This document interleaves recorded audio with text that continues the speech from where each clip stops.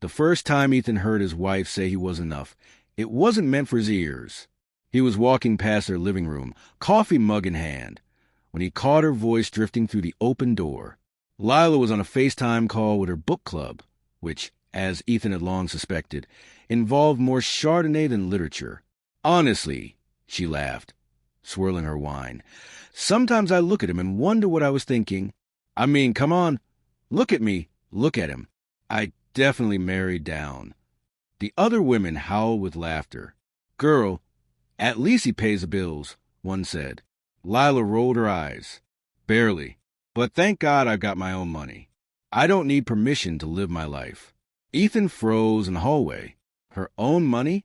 The same own money that came from his account. The same account that funded her every shopping spree, yoga retreat, and champagne brunch. He turned quietly, stepping back into his home office.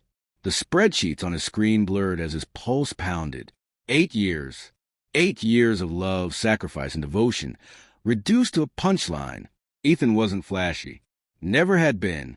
He drove a silver Toyota Camry, wore jeans from Kohl's, and ordered drip coffee instead of lattes. He didn't show off his wealth, not because he didn't have it, but because he believed modesty was strength. What Lila didn't know was that Ethan had inherited a sizable fortune from his late grandfather. He'd invested it smartly, quietly, using it to build a life for them both. He didn't want her for her looks or her charm. He loved her because he thought she loved him. That night, when Lila smiled at him over dinner, acting as if nothing had happened, he smiled back. "How was your day, babe?" she asked sweetly. "Good," he said, forcing a calm tone. "Yours?" "Oh, book club. The usual." He nodded. "By the way, when's that Palm Springs girls trip again?" She brightened instantly. 2 weeks. "Finally, I need a break." "I bet," he said, sipping his drink. "Trips like that must cost a fortune." She waved her hand. "Please, I work hard for my money." Ethan looked her dead in the eye. "Yeah," he said softly. "You really do." The next morning, Ethan sat in his car outside the office, fingers tapping the steering wheel. Sleep had been impossible. Every word from that call replayed in his mind. Married down. Out of my league. My own money. By the time he stepped into his cubicle, the quiet accountant who once ignored every red flag was gone. He wasn't angry. He was awake. He started paying attention. When Lila said she treated herself to a new designer bag, he checked the statements, his card. When she bragged about saving up for a weekend spa getaway, his account again. Even the yoga retreats she flaunted online were financed by him, though she told everyone they came from her influencer income. Ethan realized something painful. She didn't love him. She loved the version of herself she could afford because of him. That afternoon, during lunch, he made a decision.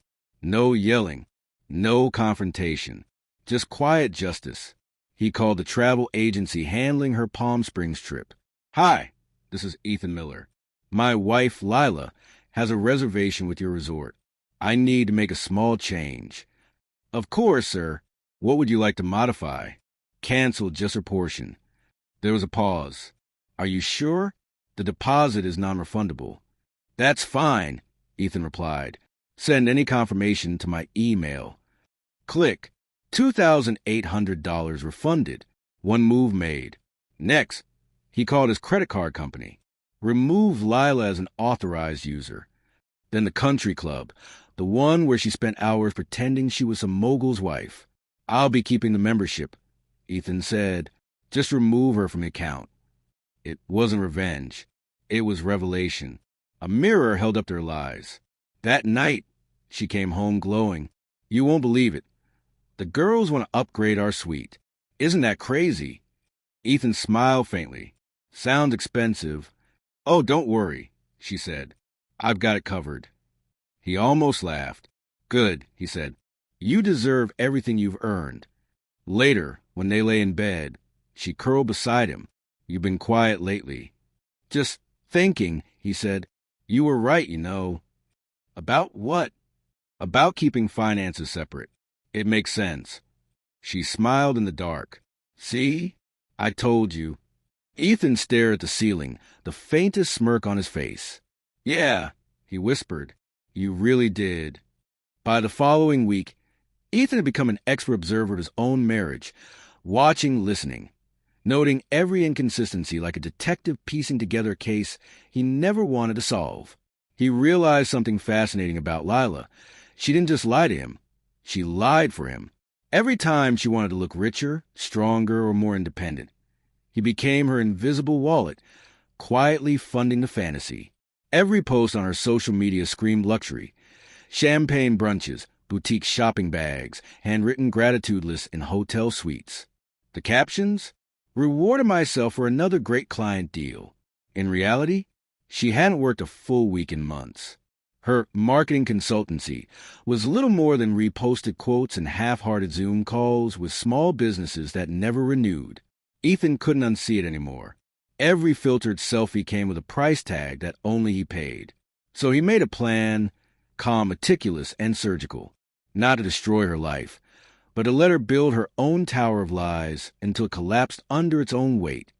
That Thursday morning, while she showered, Ethan quietly gathered her credit cards from the dresser, the one with the gold edges, his name on it, the personal one, linked to their joint account, funded by his salary. He locked them in his desk drawer. By the time she left for her nail appointment, humming along the radio, her world was already shifting. She just didn't know it yet. Later that day, she texted him, Lila, hey babe, my Amex isn't working? Can you check? Ethan, weird. Maybe call them. 2 hours later, another text. Lila, country club said my membership's inactive. They messed something up again. Ethan, didn't you say you wanted to handle your own finances? She didn't reply. When Ethan came home that night, Lila was waiting, arms crossed, eyes blazing. What did you do? She demanded. Ethan set down his briefcase. What are you talking about? My cards aren't working. The club embarrassed me in front of everyone. They said I'm no longer on the membership. He tilted his head. Strange. You've been telling everyone you pay for it yourself. Maybe they assumed I was just a tag-along. Her mouth opened, then shut again. That's not funny. Who's laughing? Ethan said quietly. You wanted independence. I'm just giving it to you. She took a step forward, anger shaking her voice. You're punishing me. No, he said evenly. I'm just letting you live exactly how you've told everyone you already do. For the first time in years, she looked small, like someone realizing the mask they've worn for too long has started to suffocate them. Ethan, she said, her tone softening. You're twisting things. You know I didn't mean what I said. I was just venting. He stared at her, expression unreadable. You didn't mean it? You said I was beneath you. That marrying me was a mistake. Her lip trembled. I was joking. You don't joke about that, Ethan said. Not when you built an entire life off someone else's effort. He turned away, heading upstairs. The world you created, the image, the stories, the lies, they're all yours now. Own them. That night, Lila sat alone in the kitchen, phone in hand, scrolling through her book club group chat. Veronica, so excited for Palm Springs, babe. You got the sweet upgrade, right? Melissa, Lila, tell me you didn't forget to confirm flights again, faced with tears of joy. Her hands shook as she typed. Lila, all good. Just finalizing everything. Can't wait. But when she checked her email, the resort confirmation showed one name missing. Hers. She tried to call Ethan. No answer. She tried her card again. Declined. Her confidence, once bulletproof, cracked under the weight of reality.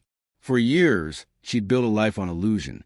Now, that illusion was slipping away, piece by piece, and Ethan didn't have to lift a finger. He'd just stop pretending. Thursday morning arrived with a calm that almost felt cruel. The Palm Springs trip was supposed to be the highlight of Lila's year.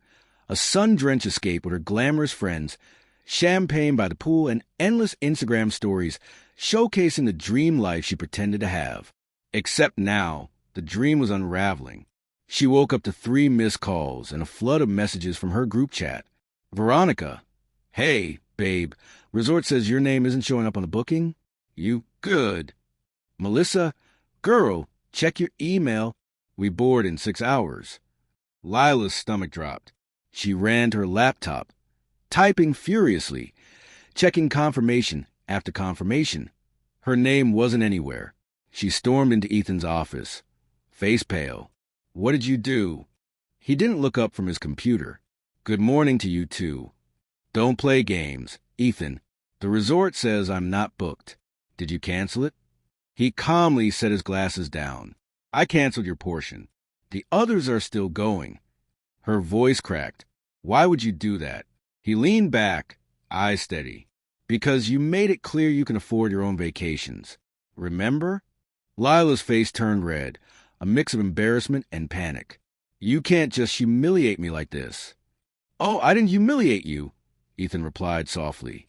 You did that all on your own. The next few hours were chaos. Lila called a travel agency, begged the resort, tried to rebook the flight, but every card she owned was maxed out or declined. The truth was out. She had nothing without him. By noon, her friends were already posting pictures from the airport. Matching hats, matching smiles. Veronica's caption, girls trip, manifesting luxury and self-love to heart sparkles. Lila sat home in her robe, scrolling through her phone, watching her carefully curated social world move on without her. For years, she'd been the one they envied, the one with the perfect husband and effortless success. Now, she wasn't even invited to the fantasy she created. When Ethan came downstairs, she was sitting at the kitchen table, eyes red. Are you happy now? She asked quietly. He stopped, looked at her, and sighed. No, Lila, I'm not happy. I'm just done pretending. Her voice broke.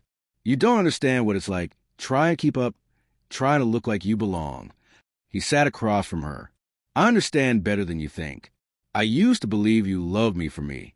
Turns out you love what I could give you. Tears streamed down her face. I wanted to feel like I mattered. You do matter, Ethan said gently, but not because of what you wear or where you go. The people who care about you don't need you to fake wealth. She looked away. I didn't mean to hurt you. He nodded. But you did.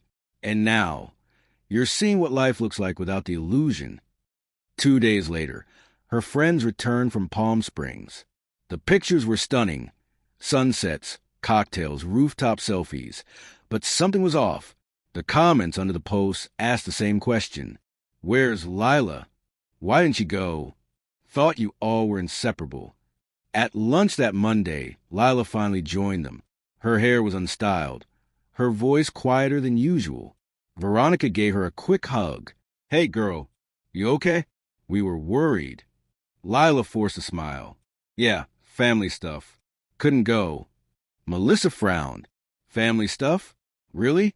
Because Veronica's husband said he ran into Ethan at the club, said you're not even members anymore. Lila's throat tightened. That's complicated. Veronica leaned forward, lowering her voice. And your cards in work? You said your business was doing amazing. What's going on? Something inside Lila cracked. The facade she'd worn for years, perfect, confident, untouchable, finally broke. I lied, she whispered. About the trips, the club, the money, all of it. Ethan paid for everything. The table went silent. Melissa blinked. Wait, everything? Lila nodded, shame filling her eyes. Yeah, I wanted you all to think I had it together. I didn't want to be ordinary. Veronica crossed her arms. You let us believe you were this self-made woman. You bragged about independence, while hiding behind his wallet. Tears spilled down Lila's cheeks. I know. I messed up. I thought if I looked successful, I'd feel successful. Veronica's voice turned sharp. No, you thought if you looked better than us, we'd envy you. But now, I just pity you. Lila stood abruptly, the cafe spinning around her. She wanted to run, but there was nowhere left to go. Every lie had finally caught up. That night, she came home to find Ethan sitting on the couch, a single envelope on the table. What's that? She asked, her voice hoarse. Divorce papers, he said quietly. I filed last week. Her knees buckled. "No, Ethan, please." He shook his head. "You said it yourself. This marriage was just an arrangement. I'm freeing you from it." She covered her face, sobbing. "I didn't mean it. I swear I didn't." He stood, walking toward the door. "You meant every word. You just never thought I'd stop playing along." As the door closed behind him, Lila sank to the floor, surrounded by silence, stripped of every illusion she'd ever built. For the first time in her life, she wasn't admired, envied, or desired. She was just real, and it terrified her. 2 months passed. Autumn had crept into the city. Colder mornings, rust-colored leaves tumbling down sidewalks, and a quiet stillness that matched the weight in Lila's chest. She was living back at her parents' house now, in the same bedroom she'd grown up in. The framed posters on the wall, faded dreams of a teenage girl, felt like mocking echoes of the woman she once pretended to be. The divorce was finalized. The settlement gave her exactly what the prenup promised. The car she couldn't afford, a small portion of their joint savings, and the life she'd built on appearances gone. Her phone, once buzzing with messages from friends, now sat silent. Veronica and Melissa had stopped replying. The glamorous circle that used to fill her weekends with gossip and selfies had vanished. Turns out when your money disappears, or the illusion of it, so does your audience. Every day, Lila woke to the same thought. What now?